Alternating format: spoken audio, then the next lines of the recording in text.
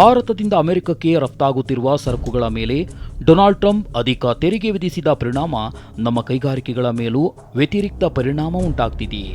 ಅದರಲ್ಲೂ ಅಮೆರಿಕದಲ್ಲಿ ನಮ್ಮ ಉತ್ಪಾದನಾ ಸಾಮಗ್ರಿಗಳ ಮೇಲೆ ಈ ಮೊದಲಿಗಿಂತಲೂ 1-2 ಪಟ್ಟು ಸುಂಕ ವಿಧಿಸುತ್ತಿರುವುದರಿಂದ ಸರಕುಗಳ ಬೇಡಿಕೆ ಕಡಿಮೆಯಾಗಿ ಇದೀಗ ಉತ್ಪಾದನೆಯು ಕುಂಠಿತವಾಗುತ್ತಿದೆ ಎಂದು ಹೇಳಲಾಗ್ತಿದೆ. ಇದರಿಂದಾಗಿ ಫ್ಯಾಕ್ಟರಿಗಳಲ್ಲಿನ ಕೂಲಿ ಕಾರ್ಮಿಕರನ್ನ ಕೆಲಸದಿಂದ ತೆಗೆದುಹಾಕಲಾಗುತ್ತಿದೆ ಮತ್ತು ಅನೇಕ ಕಾರ್ಖಾನೆಗಳಲ್ಲಿ ಕಾರ್ಮಿಕರ ಕೆಲಸದ ಸಮಯವನ್ನ ಮತ್ತು ಅವರಿಗೆ ನೀಡಲಾಗುತ್ತಿರುವ ಮಾಸಿಕ ಸಂಬಳವನ್ನ ಕಡಿತಗೊಳಿಸಲಾಗುತ್ತಿದೆ ಎಂಬ ಮುಂತಾದ ಮಾತುಗಳು ಕೇಳಿಬರುತ್ತಿವೆ. ಈ ಸಂದರ್ಭದಲ್ಲಿ ಪಬ್ಲಿಕ್ ನೆಕ್ಸ್ಟ್ ರಿಯಾಲಿಟಿ ಚೆಕ್ ನಡೆಸಿದಾಗ ಕಂಡುಬಂದ ಸತ್ಯಾಂಶ ಇಲ್ಲಿದೆ. ಎಸ್ಪೆಷಲಿ ನಮ್ಮ ಒಂದು ಕರ್ನಾಟಕದಲ್ಲಿ ಪೀಣ್ಯ ಕೈಗಾರಿಕಾ ಪ್ರದೇಶದಾಗಲಿ ಅಮೇರಿಕದ ಅಷ್ಟೊಂದು ಪರಿಣಾಮ ಬೀರಿಲ್ಲ, ಮುಂದೆ ಬೀರ್ಬೋದು ಅಂತ ಒಂದು ಅನಿಸುತ್ತೆ. ಬಟ್ ಪೀಣ್ಯದಲ್ಲಿ ಸಾಕಷ್ಟು ಒಂದು ಏನು ಅಂದರೆ ಮ್ಯಾನುಫ್ಯಾಕ್ಚರಿಂಗ್ ಹಬ್ ಅಂತಲೇ ಒಂದು ಆಲ್ರೆಡಿ ಘೋಷಣೆ ಆಗಿದೆ. ಮ್ಯಾನುಫ್ಯಾಕ್ಚರಿಂಗ್ ಅಂದರೆ ಇಲ್ಲಿ ಒಂದು engineering and automobiles and electronics automobile company ಜಾಸ್ತಿ ಇದೆ, ಗಾರ್ಮೆಂಟ್ಸ್ ಕೂಡ ಸಾಕಷ್ಟು ಇದ್ದಾವೆ. ಬಟ್ ಇಲ್ಲಿ ಇಂಜಿನಿಯರಿಂಗ್ಸ್ ಹಬ್ ಅಂತಲೇ ಹೇಳ್ಬೋದು. ಇಲ್ಲಿ CNC VMC ಈ ಥರ ಮ್ಯಾನುಫ್ಯಾಕ್ಚರಿಂಗ್ ಇದೆ.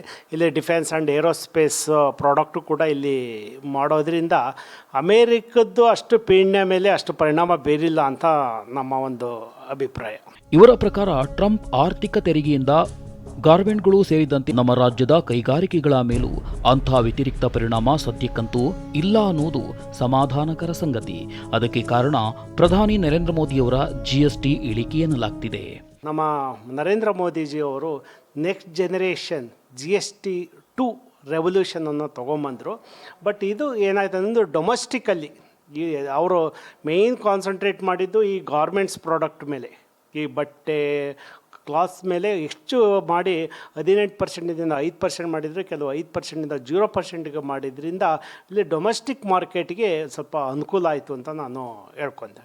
ಇಲ್ಲಿ ನಮ್ಮಲ್ಲಿ ಶೇಕಡವಾರಂತೂ ಇದು ನಮ್ಮ ಕರ್ನಾಟಕದಲ್ಲಿ ಜಾಸ್ತಿ ಆಗಿಲ್ಲ. ಬಟ್ ಇತ್ತೀಚೆಗೆ ನಾವು ಒಂದು ಸೆಂಟ್ರಲ್ ಮಿನಿಸ್ಟ್ರು ಶೋಭಾ ಕರಂದ್ಲಾಜೆ ಮೇಡಮ್ನ ಭೇಟಿ ಆದಾಗ ತಮಿಳ್ನಾಡು ತಿರುಪುರದಿಂದ ಜಾಸ್ತಿ ಜನ ಅಲ್ಲಿ ಒಂದು ಕೈಗಾರಿಕೋದ್ಯಮಿಗಳು ಬಂದು ಅವರ ಒಂದು ಕಷ್ಟನ ಅಳಲನ್ನು ತೊಡ್ಕೊಂಬಿಟ್ಟಿದ್ರು ಅವರು. ಬಟ್ ನಾವಲ್ಲಿ ಒಂದು ತಿಂಗಳಾಯಿತು ಕಂಪ್ನಿ ಕ್ಲೋಸ್ ಮಾಡಿ, ನಮ್ಮಲ್ಲಿ ಆರ್ಡ್ರ್ ಇಲ್ಲ, ಎಕ್ಸ್ಪೋರ್ಟು ಸ್ಟಾಪ್ ಆಗಿದೆ.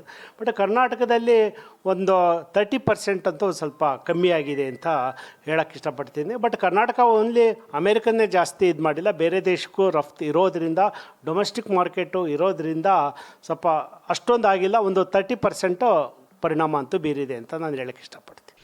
ಗಾರ್ಮೆಂಟ್ಗಳ ಮೇಲಿನ GSTನ ಕೇಂದ್ರ ಸರ್ಕಾರ 15% ಬದಲಾಗಿ 5% ಇಳಿಸಿರೋದ್ರಿಂದ ಟ್ರಂಪ್ ಆರ್ಥಿಕ ತೆರಿಗೆಯ ಹೊಡೆತದಿಂದ ನಮ್ಮ ಕಾರ್ಮಿಕರು ಪಾರಾಗಬಹುದೇ? ಜೊತೆಗೆ ಕಾರ್ಮಿಕರು ಕೆಲಸ ಕಳೆದುಕೊಳ್ಳುವ ಭಯದಿಂದಲೂ ದೂರವಾಗುವರೇ ಎಂಬ ಪ್ರಶ್ನೆ ಉದ್ಭವಿಸುತ್ತೆ. ಏಕೆಂದರೆ ಕೆಲ ಕಾರ್ಮಿಕರಲ್ಲಿ ಈ ಬಗ್ಗೆ ಆತಂಕವಂತೂ ಇದ್ದೇ ಇದೆ. ಸೇಲ್ ಆಗ್ತಾ ಇಲ್ಲ, ಹೀಗಾಗಿ ಫ್ಯಾಕ್ಟ್ರಿಗಳಲ್ಲಿರುವಂಥ ಎಂಪ್ಲಾಯೀಸ್ ಕಟ್ ಆಫ್ ಮಾಡ್ತಾರಂತೆ, ನಿಜನಾ? ಇಲ್ಲಿ ತೆಗ್ದಿರೋದು ಗೊತ್ತಿಲ್ಲ, ಈ ಫ್ಯಾಕ್ಟ್ರಿಯಲ್ಲಿ ಬೇರೆ ಕಡೆಲೆಲ್ಲ ತೆಗಿತಾ ಇದ್ದಾರೆ ಜನನ. ಸಾಕು, ನಮಗೆ ಮಾಡೋಕ್ಕಾಗಲ್ಲ, ನಮಗೆ ಇದು ಬರಲ್ಲ, ನಾವು ತೆಗಿತೀವಿ ಅಂತ ಹೇಳ್ತಾ ಇದ್ದಾರೆ. ಇನ್ನು ಈ ಬಗ್ಗೆ ಕಾರ್ಖಾನೆಗಳ ಮಾಲೀಕರು ಅಧಿಕಾರಿಗಳನ್ನ ಕೇಳಿದಾಗ ಮಾಧ್ಯಮದ ಮುಂದೆ ಪ್ರತಿಕ್ರಿಯಿಸಲು ಯಾಕೋ ನಿರಾಕರಿಸಿದ್ದು ಕಂಡುಬಂತು. ಕೇಳಿದ್ರಲ್ಲ, ಇನ್ನೇ ನಮ್ಮ ಫ್ಯಾಕ್ಟ್ರಿಲಿ ಆ ಥರ ಏನಿಲ್ಲ ಸರ್, ಇನ್ನು ಜನ ತಗೋತಾ ಇದ್ದಾರೆ. ಇಲ್ಲ, ಯಾವುದ್ರಲ್ಲೂ ತೆಗ್ದಿಲ್ಲ. ಇನ್ನು ಮುಂದೆ ಏನಾಗುತ್ತಾ ಗೊತ್ತಿಲ್ಲ. ಏನು ಕೆಲಸದ ಏನು ಪ್ರಾಬ್ಲಮ್ ಇಲ್ಲ ಸರ್. ಇಲ್ಲ, ಕೆಲಸ ಯಾರೋ ತೆಗಿತೆ ಅಲ್ಲ, ಪ್ರೊಡಕ್ಷನ್ ಕಡಿಮೆ ಬರೀ ಈಗೀಗ ಸ್ಟಾರ್ಟ್ ಆಗ್ತೈತೆ, ಜನ ತಗೋತಾವ್ರೆ.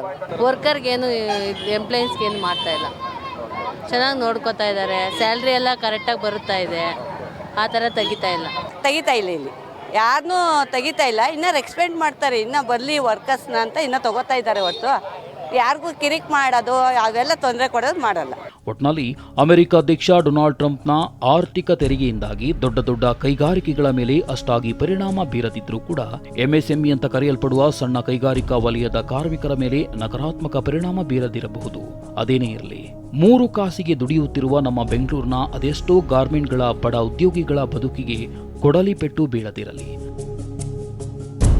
Channaveera Sagaranal, public next, Bengaluru.